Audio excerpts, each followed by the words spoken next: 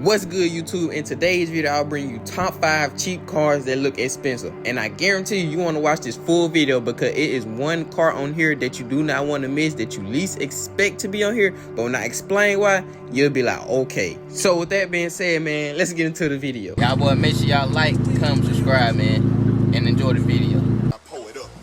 First on the list, man, we have is a Jaguar XL. This car right here comes in 3 different engine choices. You got a 2.0 liter 4-cylinder with 246 horsepower, a 3.0 liter V6 with 340 horsepower, and a 5.0 supercharged V8 with 510 horsepower. And I must admit, that V8 can't go wrong with it, man, and it sounds pretty good.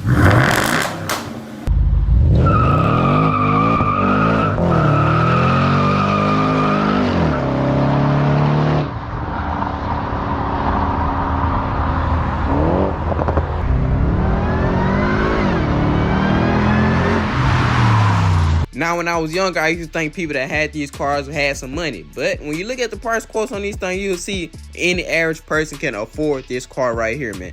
With that being said, the price ranges from $10,000 to $40,000. Now, I know $40,000 is up there, but like I said, it starts at $10,000. It all depends on the year that you get. You can get like a 2013 or 2015 at around the $15,000 to $20,000 area, which is not bad at all, man. But these cars are actually pretty good looking at that, man. And on the city, they are doing 25 miles per gallon and 33 miles per gallon on the highway. Miles per gallon sounds pretty good, but when it comes down to the reliability, that does not sound good with a 3.0 out of 5.0 reliability rating. Now you may be thinking, if it's not reliability, what's some problems that come with that not being non-reliability? And the common problems in the Jaguar XL is the USB drive port not working, which is something that's not a big deal. Supercharger issues, that is a big deal when it comes supercharged from the factory, and the tire pressure system monitoring. The main thing that really caught my attention on here is a supercharger issue. That is something you don't want when you're buying it like that from the factory.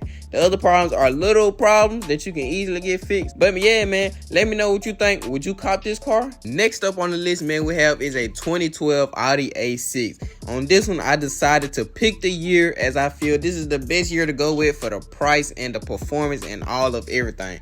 You have 2 engine choices right here, a 2.0 liter 4-cylinder with 211 horsepower, and you have a 3.0 liter supercharged V6 with 310 horsepower. With this being all-wheel drive, anybody that knows Audi, their all-wheel drive cars will move. Now, at the price of all that, you can find these between $9,000 to $23,000, which is not bad at all for an Audi luxury car. With a supercharger, you may be thinking, man, what miles per gallon am I getting? You can get 25 city miles per gallon with 33 highway miles per gallon with a supercharger, man. Even though it's on the V6, I mean, it mostly all comes down to the engine at the end of the day. But yeah, it's a V6, but that's still good miles per gallon. The main thing when you get a car like this is the reliability that comes with Benz, Audis, anything like that. The reliability on this is a 3.5 out of 5.0, which is not bad and which is actually better than the Jaguar, I feel. The common problems that come with the Audi A6 are the digital display on instrument cluster may fail, a bad engine carbon buildup, and a premature wear and multi-link suspension components may cause noises. The main thing that seems bad on here is a bad engine carbon buildup, which can really hurt your car and kill the engine. But I actually drove a Audi A6 before, and I dropped a video on it. So you should go tune in to that video of me driving that Audi A6, man. That thing can move when it comes to getting off that line. And yeah, on to the next.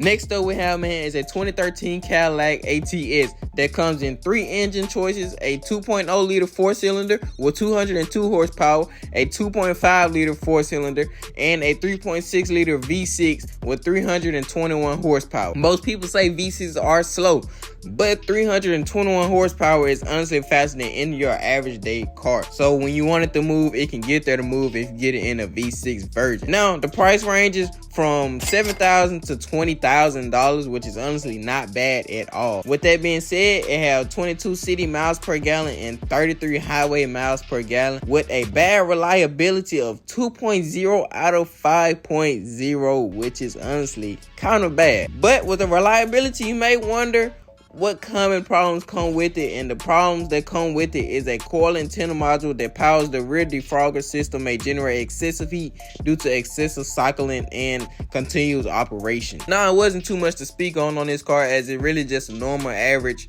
daily driving car.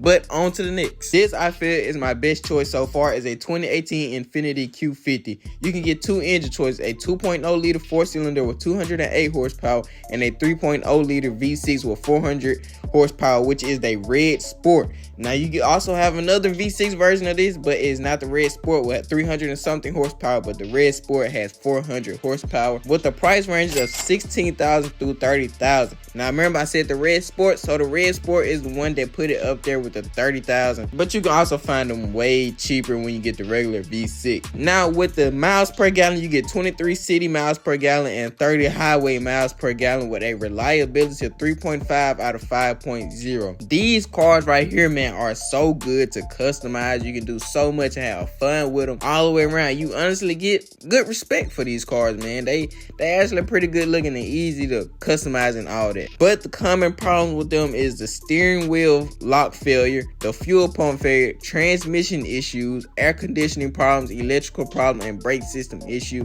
Which I feel the worst problem on here is a transmission issue, because you know when it comes to replacing any transmission, it is very expensive. This is my second best choice, with the 2012 Audi A6 being my best choice in my opinion. But now it is time to give the last car. Now, a lot of people is not going to like this choice, and I didn't even want to put it on here myself, so do not be on me bad. But remember, we are looking at looks that looks expensive, not the performance and more. But I put a 2019 wide body V6 Charger or Challenger GT. I know that they do not come wide body from the factory, which of you'll have to put a wide body kit on here yourself, which is like $1,500. Honestly, not bad still, but honestly, man, if you see a wide body Charger GT sitting next to you and you are not a car enthusiast, you will honestly think this is an SRT or anything, man. Only thing you can wait to tell is you look at the brakes or if you hear it. But besides that, if you see this thing just parked somewhere on somebody's Instagram, you will think that they got a little money, because you will more than likely think it's some type of SRT. What we are going over here is the Charger GT instead of the Challenger, and the engine it has is a 3.6 liter V6 with 300 horsepower. Now, we know these things are honestly heavy, so that 300 horsepower, it honestly probably get you at around 275, man. That weight takes off like 30 horsepower itself. With the price ranges of $15,000 through $30,000, I know these are honestly a little overpriced, man, but that's dodge for you because their cars are so overhyped. With a 19 city miles per gallon and a 30 highway miles per gallon, so far I think this have been the less city miles per gallon that we have gotten so far. But the reliability on here is a 2.0 out of 5.0, which I feel is terrible. And I seen these Mopars dogged out. That 2.0 out of 5.0 honestly surprised me. But the common problem on here is the stereo system, the stability control warning light, along with rattling noises from the suspension, man. Now, I am open for opinions on my choices that I have made and what you think that shouldn't have been on this list and what you think I should have added. And remember, this was only top 5, and I will make a part 2 if y'all would like to. So make sure you like, comment, subscribe, and stay updated on my channel for a part 2 or any great car content that I will post, man. And I want to thank you for tuning in.